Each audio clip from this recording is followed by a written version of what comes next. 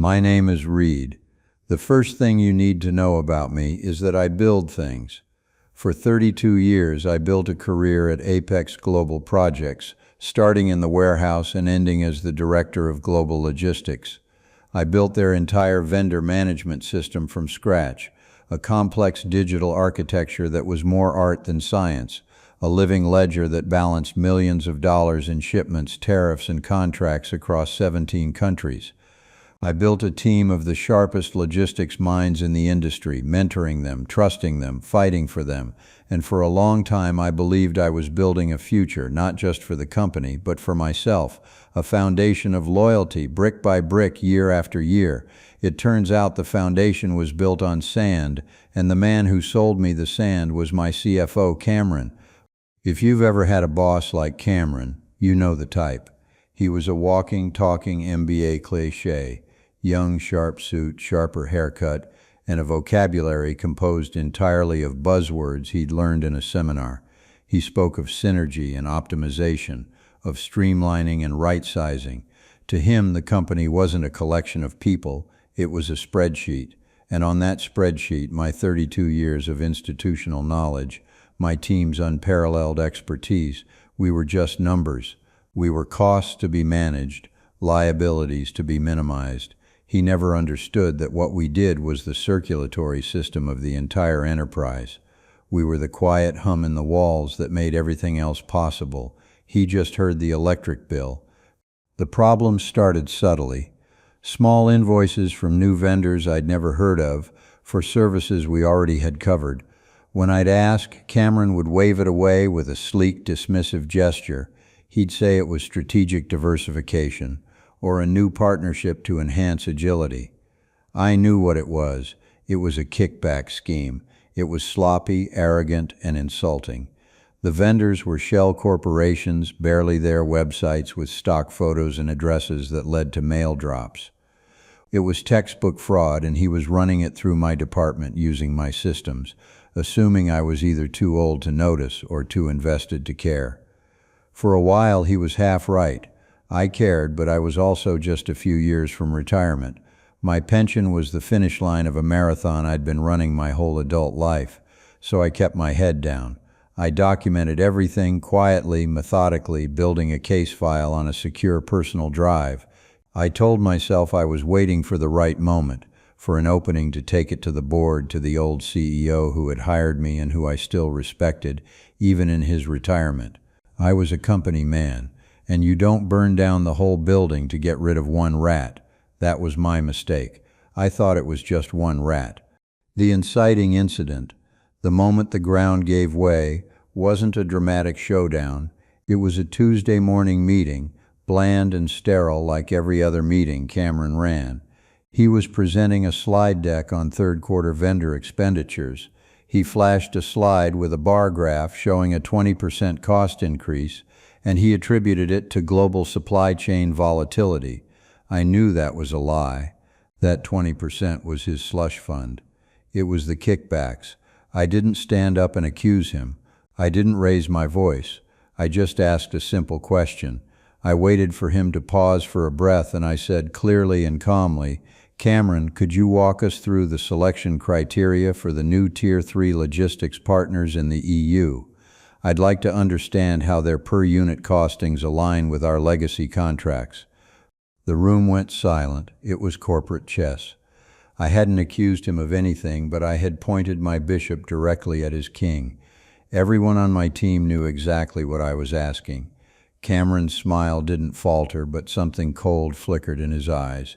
He said, Reed, let's take that offline. We need to stay at a 30,000-foot view here. 2 hours later, an email from HR appeared in my inbox. Subject, meeting invitation. I knew what it was before I even opened it. I walked to Cameron's office. It was all glass, a fishbowl on the corner of the floor. He was sitting there with a woman from HR I'd never seen before. She looked about 25, and she had a file in front of her with my name on it. My entire 32-year career reduced to a manila folder. Cameron didn't stand up. He gestured to the chair opposite him. Reed, he began, his voice dripping with false sincerity. This is difficult. We've been analyzing the company's direction, and we've decided to make some structural changes to foster a more agile and forward-thinking culture.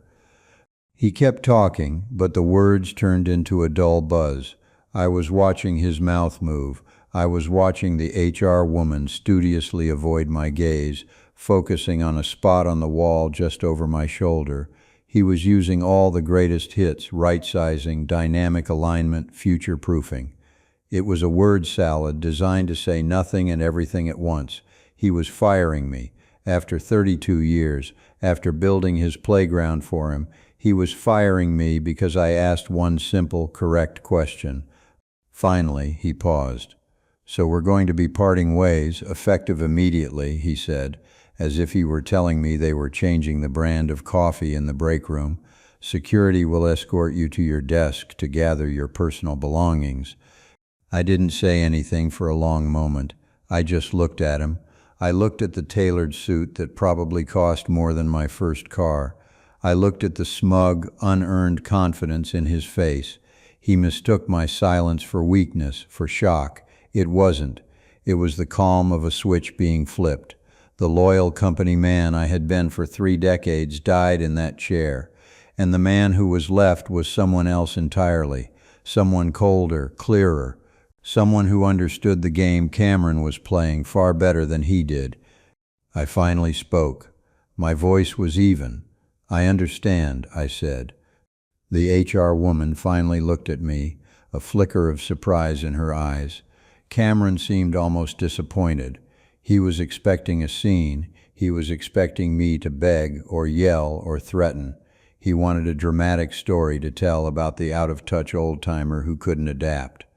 I gave him nothing, just 2 words, and in that moment I think it scared him more than any outburst could have.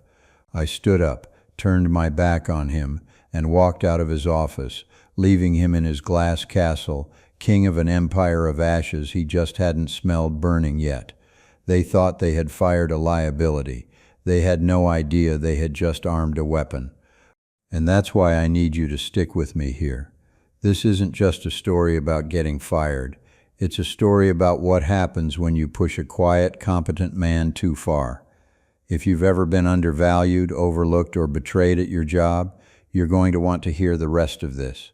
So do me a favor, hit that subscribe button and let me know in the comments if you've ever dealt with a Cameron in your life, because this is for you. The walk from Cameron's office to my desk was the longest walk of my life.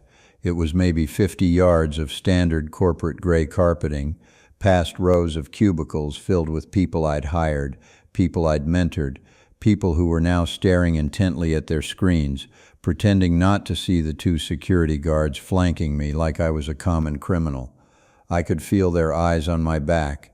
It was a walk of shame, but not my shame. It was the company's. They were the ones who should have been ashamed, but shame isn't a line item on a balance sheet, so it doesn't exist in Cameron's world. My desk was an island of my own making in the sea of corporate beige. A photo of my wife Sarah and me on our 25th anniversary. A meticulously built scale model of a container ship, the Maersk EEE class. A project that took me 6 months of evenings to complete. A coffee mug with a faded logo from a company Apex had acquired 15 years ago, a company I had helped integrate. Each object was a silent testament to a career, a life spent in this building. The guards stood there, impassive, as I carefully placed the photo and the mug into a small cardboard box. One of them, a younger guy, looked uncomfortable. He had the decency to seem embarrassed. The older one was a statue. He'd probably done this 100 times. "Sir, you can't take the model," the older guard said, his voice flat. "It could be considered company property." I looked at him, then at the model. The intricate rigging, the tiny hand-painted containers, the delicate railings. I had brought every single piece of it from home. I had built it here, on my lunch breaks and in the quiet moments between crises, as a form of meditation. It was a symbol of my philosophy, complexity, managed with patience and precision. The idea that this lumbering idiot thought it belonged to Apex, to Cameron, was the final, perfect insult. I didn't argue. I just gave a small, tired nod. Of course, I said. I left it there, a monument to my own discarded value. Let them have it. Let them dust it. They wouldn't understand it. To them it was just a toy. They had no idea it was a schematic of how to do the job they had just fired me for. I was escorted to the elevator, the box in my hands. The doors closed, and for the first time I was alone. The shock that had been held at bay by a dam of cold fury finally began to seep through. My hands started to shake. I had to set the box down. 32 years. My entire professional identity, my daily routine, my purpose for more than 3 decades had been extinguished in a 10-minute meeting. I wasn't just an employee. Apex was part of me. I knew the building's secrets. I knew which floorboards creaked, which AC vent whistled, which coffee machine made the best brew.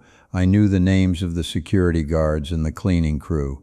I knew the birthdays of my team members' kids. This wasn't just a job. It was a place. It was my place, and I had just been evicted. The drive home was a blur. The familiar streets of my commute looked alien, colored by the harsh light of a Tuesday afternoon instead of the soft glow of dusk. I felt like a ghost haunting my own life. When I pulled into my driveway, Sarah was in the front yard gardening. She looked up, saw the car, and a puzzled expression crossed her face. Then she saw me get out, carrying the box. Her face changed. The confusion melted away, replaced by a quiet, knowing strength that I've relied on for 35 years. She didn't rush over. She just stood up, pulled off her gardening gloves, and waited for me on the porch. I set the box down and just stood there. I couldn't find the words. She walked over and put her hand on my arm. "Cameron?" she asked. It was all she needed to say. I just nodded. "Come inside, Reed," she said gently. "Let's have some coffee." We sat at the kitchen table, the same table where we'd planned vacations, paid bills, and helped our kids with their homework. The box of my office life sat on the floor by the door like an unwanted guest. Sarah didn't press me for details. She just sat with me, her presence a silent anchor in the storm that was raging inside me. The dam finally broke, the anger, the humiliation, the sheer crushing weight of the betrayal. It all came pouring out. I told her about the meeting, the buzzwords, the walk of shame, the model ship they wouldn't let me take. I told her how I'd let my loyalty to a building, to an idea of a company that no longer existed, blind me to the reality of the man who was running it. "I feel like an idiot, Sarah," I finally said, my voice hoarse. 32 years, and I let a snake in a suit walk all over me. I saw it coming. I saw what he was, and I did nothing. She reached across the table and took my hand. Her hand was warm, steady. "You're not an idiot, Reed. You're loyal. You see the best in people, and you believe in the value of hard work. That's not a weakness. That's who you are. The world has changed. The company changed, but you didn't. Cameron didn't walk over you. He tripped over you. He tripped over your competence, and he was too arrogant to admit it. So he had you removed from the path." Her words were a balm, but they also sparked something else. She was right. He had tripped over me, and he thought that by removing me he'd cleared the path. He had no idea that I wasn't just a stone in the path. I was the bedrock underneath it. That night I couldn't sleep. I went down to my workshop in the basement. This was my sanctuary. Shelves lined with tools, paints, and dozens of unbuilt models in their boxes. It was a world of order and precision, a stark contrast to the chaos that my professional life had become. I saw an old, dusty box on a high shelf. It was a project I'd abandoned years ago, a model of the Cutty Sark, one of the most complex clipper ships ever designed. I pulled it down, blew the dust off the cover, and opened it. Thousands of tiny, intricate pieces, a challenge that required absolute focus. It was perfect. As I started to sort the pieces, my mind began to work. It began to shift from the emotional wreckage of the day to the cold, hard logic of a problem to be solved. I thought about the kickback scheme. I had the evidence, a neat digital folder on an encrypted drive at home. I had copies of the inflated invoices, the registration data for the shell corporations, a timeline of the payments that corresponded perfectly with Cameron's travel schedule. It was an open and shut case of fraud. I could send it to the board. I could send it to the SEC. It would be a clean, direct hit. Cameron would be ruined, fired, probably prosecuted. It would be justice. But Sarah's words echoed in my head. The company changed. It wasn't just Cameron. It was the culture he represented, a culture of deceit that started at the top. The board had let him run wild. The CEO had empowered him. Firing Cameron would be like cutting off one head of a hydra. Another would just grow in its place. It wasn't enough. It felt too simple, too small. It was his crime, his dirty little secret. I wanted to expose something bigger. I wanted to expose the rot in the system itself. And then it hit me, like a rogue wave in the middle of a calm sea. It wasn't about the kickbacks. It wasn't about the vendors. It was about something far more insidious. About a year ago, Cameron had made a huge public announcement. The company was launching a new anonymous ethics and compliance hotline. It was a big PR push. There were posters in the break rooms, a banner on the company intranet, a personal email from the CEO praising this new era of transparency and accountability. The message was clear. We want you to speak up. We will protect you. Your voice matters. It was managed by a third-party firm, they said. It was completely 100% anonymous. A safe harbor for whistleblowers. I remember thinking at the time that it was too slick, too perfect. Cameron wasn't the kind of man who invited scrutiny. He was the kind of man who built walls. So one quiet Saturday afternoon in the office, a few months before I was fired, I had decided to test it. It wasn't out of a specific suspicion, more of a professional curiosity, the same instinct that made me double-check shipping manifests. I was a systems guy. I liked to know how things worked. I created a burner email account at a public library. From my work computer, which I had full administrative access to as part of my job, I drafted a benign complaint. I wrote that I was concerned about food repeatedly being stolen from the third-floor refrigerator. It was a plausible, low-stakes issue that wouldn't raise any real alarms but would still have to be logged and processed by the system. Before I hit send on the web form, I opened up the network diagnostics tool that I used every day to monitor our global logistics traffic. It was a powerful piece of software that showed me every packet of data leaving our network, its size, its protocol, and its destination IP address. It was like being an air traffic controller for our company's data. I submitted the complaint through the web portal, and I watched. I expected to see the data packet route to an external IP address, something belonging to a known compliance firm like a Navex Global or a Conversant. Instead, I saw something that made the hair on my arm stand up. The packet, encrypted but clearly identifiable by its size and timing, didn't leave our local network. It was routed internally. It went from the public-facing web server to an internal mail server. A private mail server I had never seen before, one that wasn't on any of the official IT department schematics. It took me another hour of quiet, careful digging through DNS records and server registration logs to find the owner of that private server. My blood ran cold when I saw the name on the registration. It wasn't a third-party compliance firm. It wasn't our head of HR or the legal department. The server was registered to a private domain, and the administrative contact, the sole recipient of all incoming data, was an email address I recognized instantly. It was Cameron's personal, non-corporate email, the one he used for his golf club membership and his alumni association newsletters.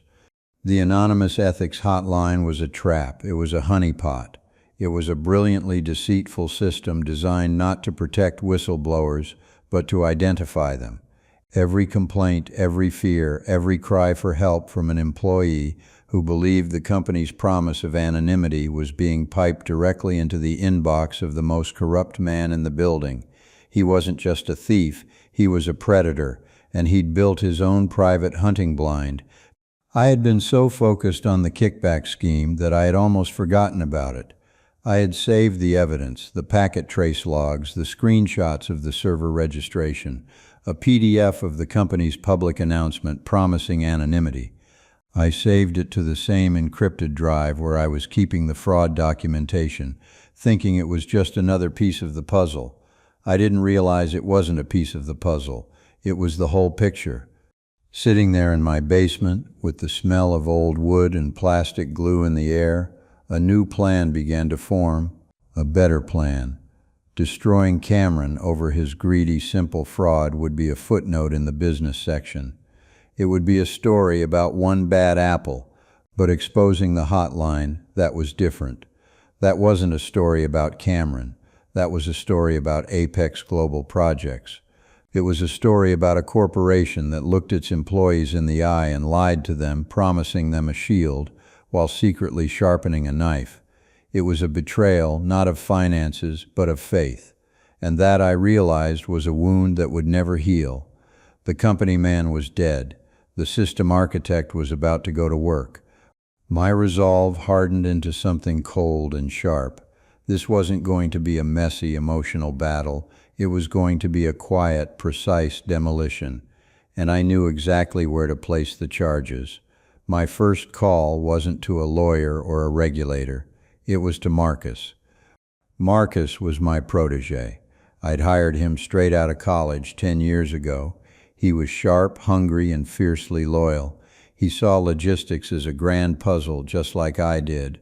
I had taught him everything I knew about the company's systems, the hidden pathways, the institutional knowledge that isn't written down in any manual. He was the son I never had in a professional sense. When I was walked out, the look of helpless anger on his face was the one I remembered most clearly. I called him late that night. He picked up on the first ring. "Reed, are you okay? I can't believe what they did. It's insane. The whole department is in shock." "I'm fine, Marcus," I said, my voice steady.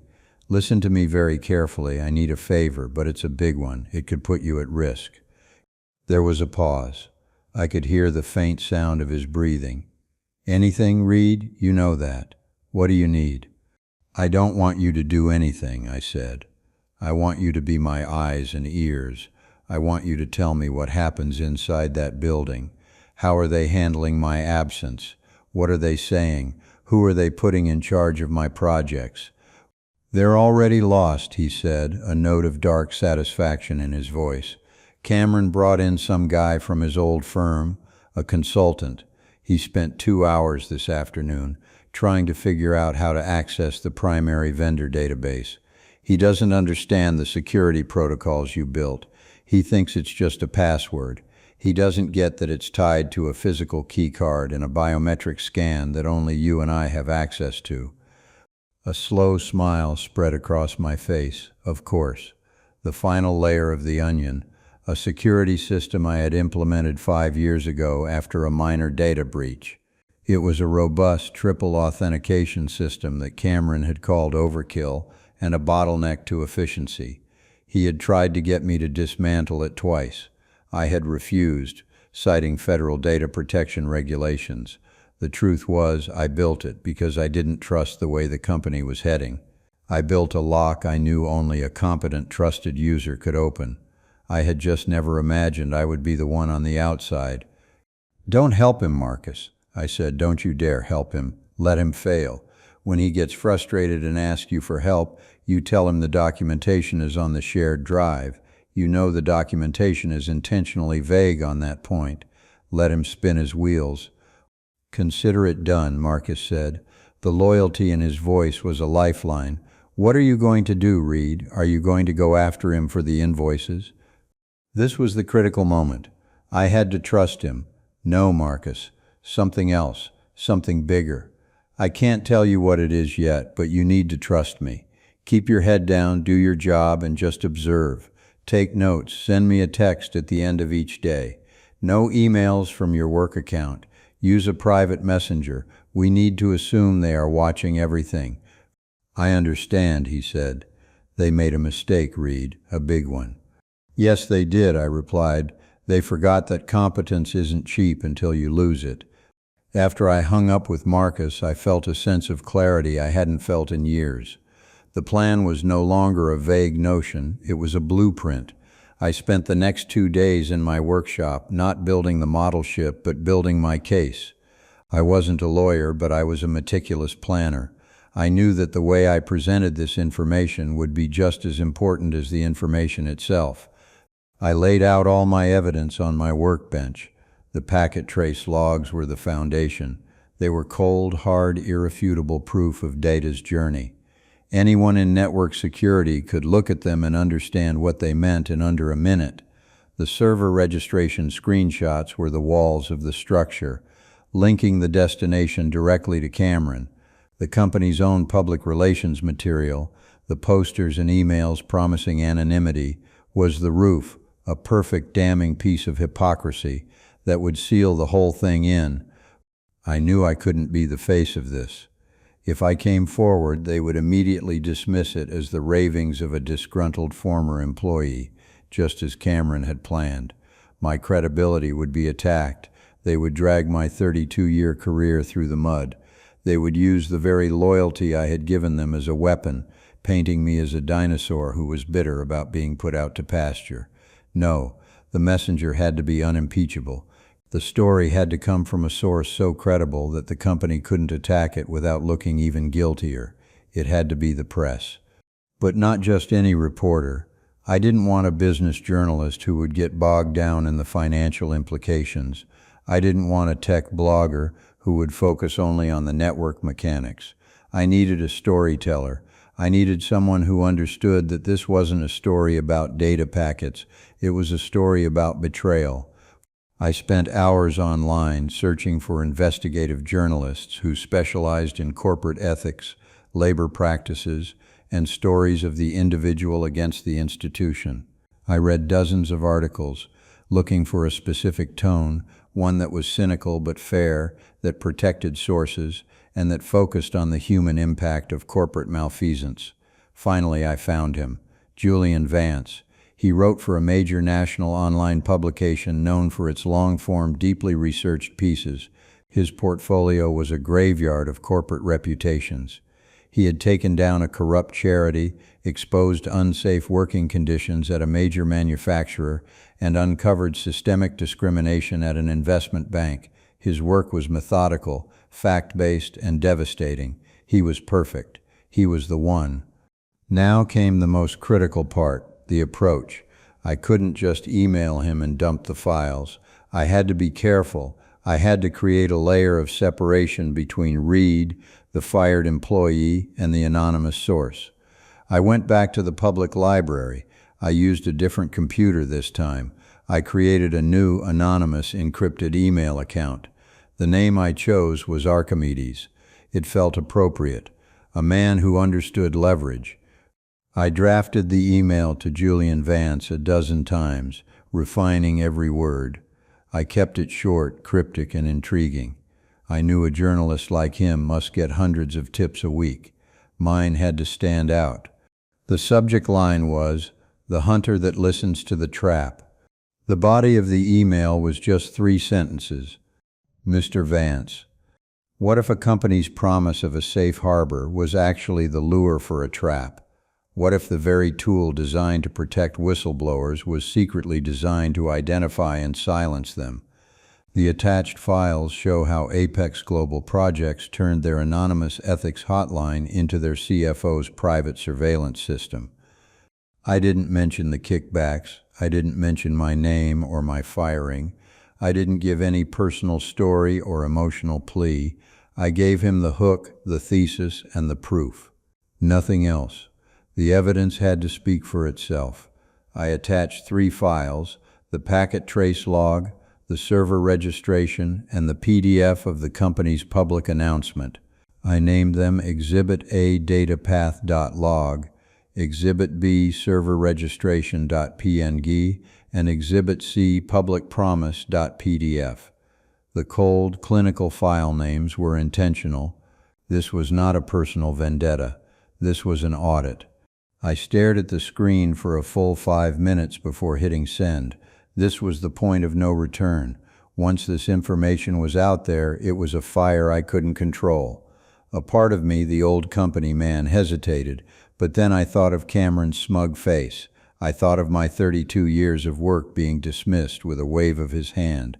I thought of every other employee at that company who might one day trust that hotline, who might put their career and their family's security on the line, believing they were protected when they were actually walking into an ambush. I hit send. The little message sent notification popped up. It was done. I closed the browser, cleared the history, and walked out of the library into the afternoon sun. I felt strangely calm. I had built the weapon, I had aimed it, and I had just pulled the trigger. Now, all I could do was wait for the sound. The next few days were a strange kind of purgatory. I tried to fall into a new routine. I worked in the garden with Sarah. I started the painstaking process of assembling the Cutty Sark model, the tiny, intricate pieces demanding all my focus. But part of my mind was always somewhere else, constantly refreshing the news site on my phone, checking my Archimedes email account for a reply from Julian Vance. Nothing. Silence. The doubt began to creep in. Maybe he thought it was a hoax.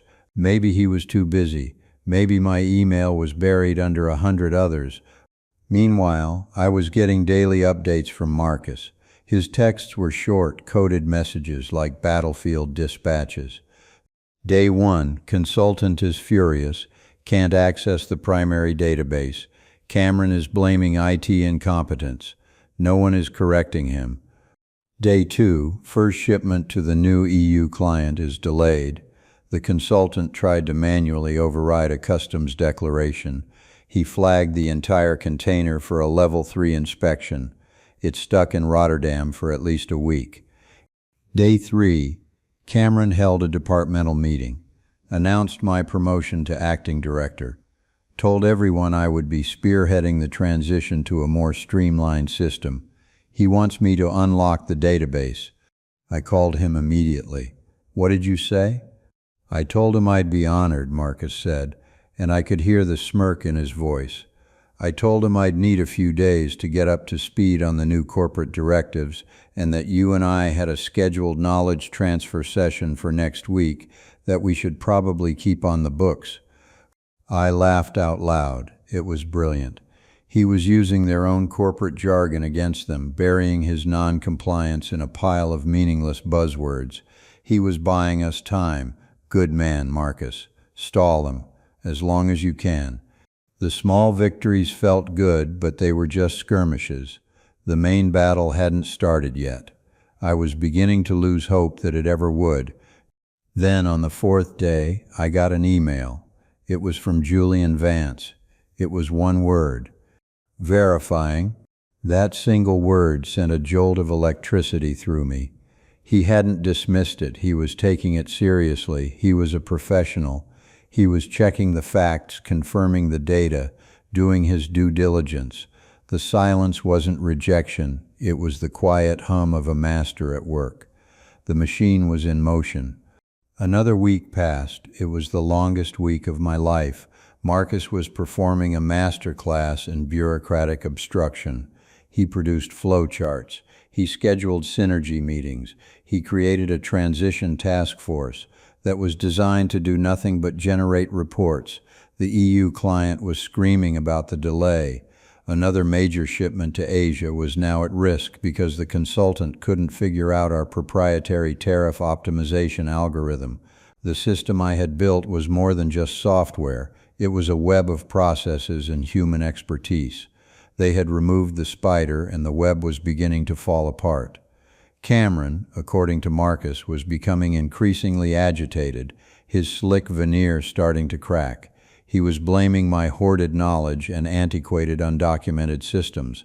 He was trying to paint me as the villain in a story of his own making. Then on a Friday afternoon, it happened. I was in the basement, carefully gluing a tiny brass railing onto the deck of the Cutty Sark, when my phone buzzed. It was a text from Marcus. Code red. Cameron just called an emergency, all hands on deck meeting with legal and PR. Mandatory attendance for all senior management. Something big is happening. My heart hammered in my chest. This was it. A few minutes later, another text. He got a call from a fact checker at Julian Vance's publication. I sat back in my chair, the tiny piece of brass held in my tweezers. I felt a cold, clean wave of satisfaction wash over me. The silent, targeted missile I had launched 2 weeks ago had just hit its target. They now knew that a story was coming, but they didn't know what the story was about. They didn't know who the source was. They probably assumed it was about the kickbacks. They were preparing to fight the wrong war. The company was in a panic, fighting a ghost. Cameron was probably tearing his office apart, trying to figure out who had betrayed him. He would be looking at his direct reports, at the people in accounting, at anyone who had access to the invoices.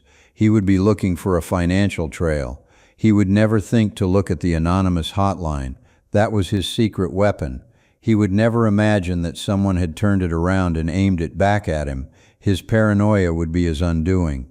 He would start to see traitors in every shadow, and in his desperation to find the leak, he would only create more. I put the tweezers down and looked at the model ship. Its complex, beautiful lines were emerging from the chaos of the raw parts. It was a process of taking 1,000 small, insignificant pieces and with patience and a clear plan, turning them into something strong and whole. I had done it with the model, I had done it with my department, and I was doing it now to the man who had tried to break me. I went upstairs, poured myself a glass of iced tea, and sat on the back porch. For the first time since I was fired, I felt a sense of peace. The silent takeover was complete. The power had shifted. They just didn't know it yet. The story dropped on a Monday morning. It wasn't buried on page 6 of the business section. It was the lead story on the front page of Julian Vance's publication's website. The headline was stark, brutal, and brilliant. The Whisper Network: How one Fortune 500 company turned its anonymous ethics hotline into a trap for whistleblowers. The article itself was a masterpiece of investigative journalism. It laid out the facts with cold surgical precision. It featured my evidence, the packet traces, the server registration, all explained in clear, simple language that a layman could understand. Julian had even gotten an independent cybersecurity firm to verify my findings, their expert opinion lending an unassailable weight to the story. He quoted from Apex's own press releases, from the CEO's emails contrasting their lofty promises of safety and transparency with the stark reality of the system's architecture. The most devastating part, though, was that Julian had found 2 other former employees, both of whom had been fired within a month of using the hotline for legitimate concerns. He didn't have proof of a direct link, but he didn't need it. Placed within the context of my evidence, their stories formed a chilling pattern. It painted a picture of a company with a deeply predatory culture, a place where speaking up wasn't just discouraged, it was punished by a system designed for that exact purpose.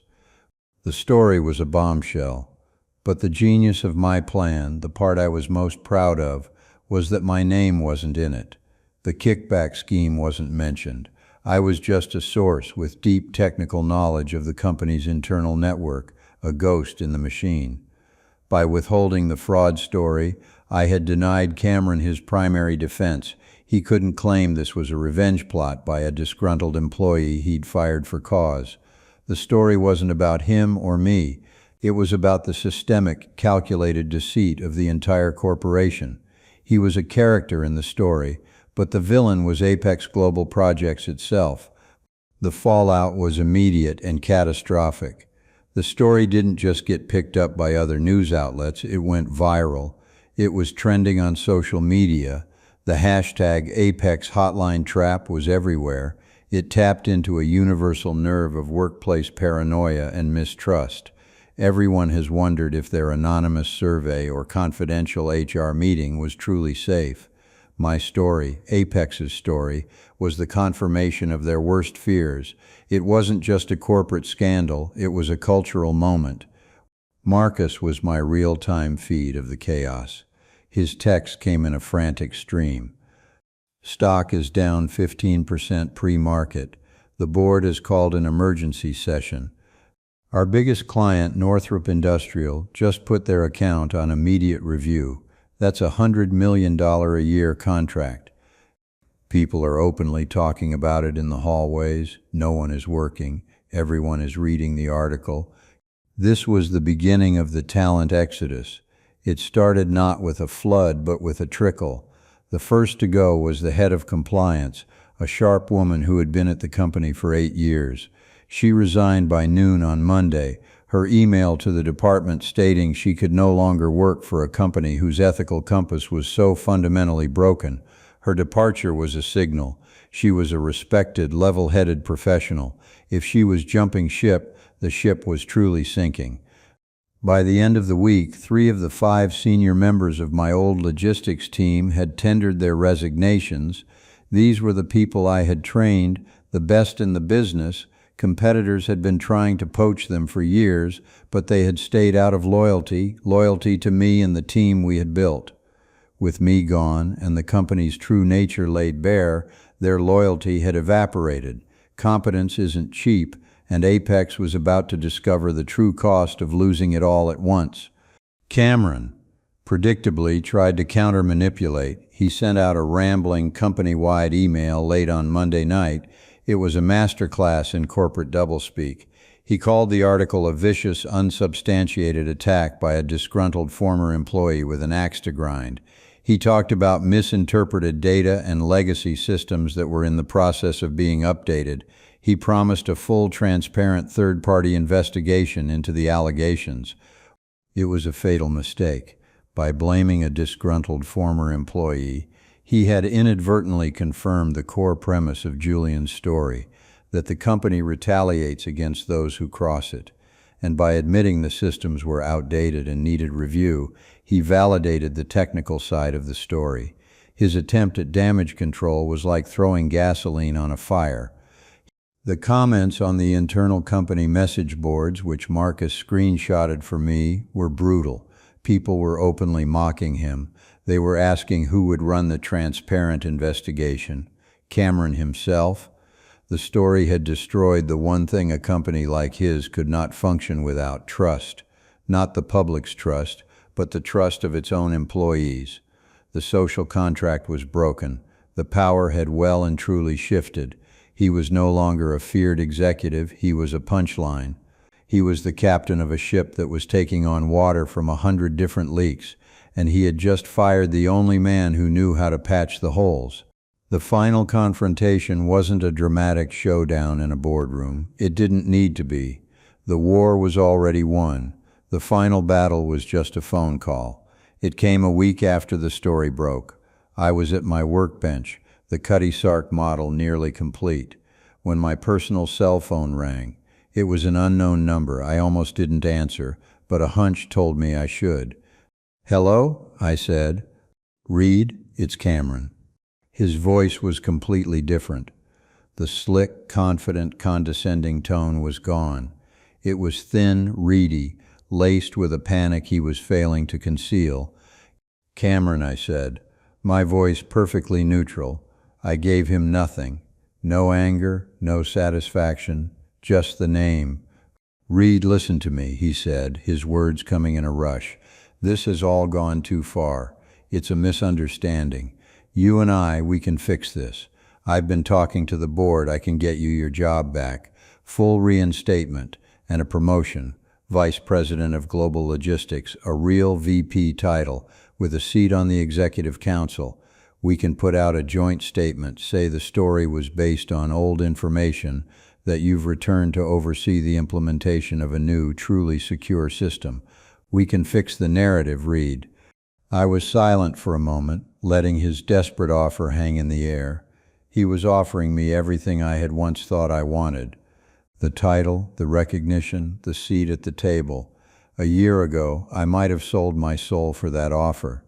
Now it sounded like an invitation to my own execution. Fix the narrative. He still thought this was about a story. He didn't understand that the narrative was the one thing he couldn't control anymore. "Why would I do that, Cameron?" I asked, my voice calm and quiet. "What do you mean, why would you do that?" he sputtered, the panic turning into frustration. "For the company, for your team, for your legacy. You have a chance to come back a hero, to save this place." That's when I knew he had learned absolutely nothing. He still saw me as the loyal company man. He thought he could appeal to a sense of duty that he himself had murdered in his glass-walled office. "My legacy," I said, the words tasting like ash, "is a team of the best professionals in the industry who are now leaving in droves because they can't trust the company they work for. My team is no longer your team, Cameron. They are taking their talent, their expertise, and their loyalty elsewhere. As for the company, you can't save a building when the foundation is rotten. And you, Cameron, you are the rot." There was a stunned silence on the other end of the line. I had finally dropped the professional mask. I had shown him the steel underneath. "Was it you?" he finally whispered, his voice barely audible. "You leaked the story." I didn't answer him directly. I just said, "You know, Cameron, a while back you told me we needed to maintain a 30,000-foot view of things. Well, I'm looking down from that view right now, and it looks like you're about to hit the ground." Then I hung up. I didn't have to wait long for the news. Marcus texted me 2 days later. The board had fired Cameron. They had used the without cause clause in his contract, paying him a hefty severance just to make him disappear. They were terrified he would sue and drag the company's name through even more mud. The CEO was also forced to step down, accepting early retirement for his failure of oversight. The old regime was gone, swept away by a tide of their own making. My vindication wasn't the cheering of a crowd or a dramatic court victory. It was the quiet, methodical crumbling of a corrupt institution. It was the knowledge that I hadn't just taken revenge on a single man, I had exposed a systemic poison, and in doing so, had forced the system to purge itself. A few weeks later, Marcus and 2 of the other senior logisticians who had quit came over to my house. We sat on the back porch, drinking beer. They told me they were starting their own logistics consulting firm. They wanted me to be a partner. Not as an active director, they knew I was done with the daily grind, but as a senior advisor, my name, my reputation would be their foundation. Their first client, they told me, was Northrop Industrial. They had officially pulled their $100 million contract from Apex and were ready to sign with the new firm, the one run by the people they had always trusted. I looked at their faces, full of excitement and a little bit of fear. They were the future. They were my real legacy, not a title on a business card or a model ship gathering dust on a corporate credenza. It was them, the knowledge I had passed on, the integrity I had tried to model. "I'm in," I said. "We have an office now. It's not a gleaming tower of glass and steel. It's a modest space in a converted warehouse, but it's ours. The walls are lined with whiteboards covered in complex shipping routes and project plans. My Cutty Sark model sits on a shelf in the corner. My name is on the door, not as a director or a VP, but simply as a founder. It's more than enough. I'm not building a company anymore. I'm helping my friends build theirs, and we're building it on the only thing that lasts: trust." So that's my story. It started with a betrayal, but it didn't end with revenge. It ended with vindication. It ended with the quiet, satisfying truth that in the long run, competence matters, integrity matters, and the loyalty you give should never be worth more than the respect you get in return. They mistook my silence for weakness, my professionalism for passivity. They learned the hard way that a quiet man who knows the system is far more dangerous than a loud man who only knows how to complain. He doesn't just get angry, he gets even more than that, he gets better. I look back at the whole ordeal, and the lesson is crystal clear. They tried to erase me, to write me out of the company's history as a footnote. But they failed. Because true value isn't something that can be given or taken away by a man in a suit. It's something you build day by day, decision by decision. It's the trust you earn from your colleagues, the respect you get from your clients, and the quiet pride you feel in a job well done. They can take your desk, they can take your title, they can even take your pension, but they can never take your competence. That is the one asset that is truly yours, and in the end, it's the only one that really counts. So if you've ever been in a situation like mine where you felt your experience was being discounted and your loyalty was being treated like a liability, I want you to remember this. Don't let their arrogance define your worth. Bide your time. Know your value. And when the moment is right, don't just fight back. Rebuild. Build something better, something stronger, something that is truly yours. The best revenge isn't watching them fail, it's making sure you succeed. Let me know what you think in the comments below. I read every single one, and I want to hear your stories. If this resonated with you, do me a favor and like this video, share it with someone who needs to hear it, and make sure you hit that subscribe button and turn on notifications for more stories about what really happens behind the closed doors of the corporate world. Thanks for listening,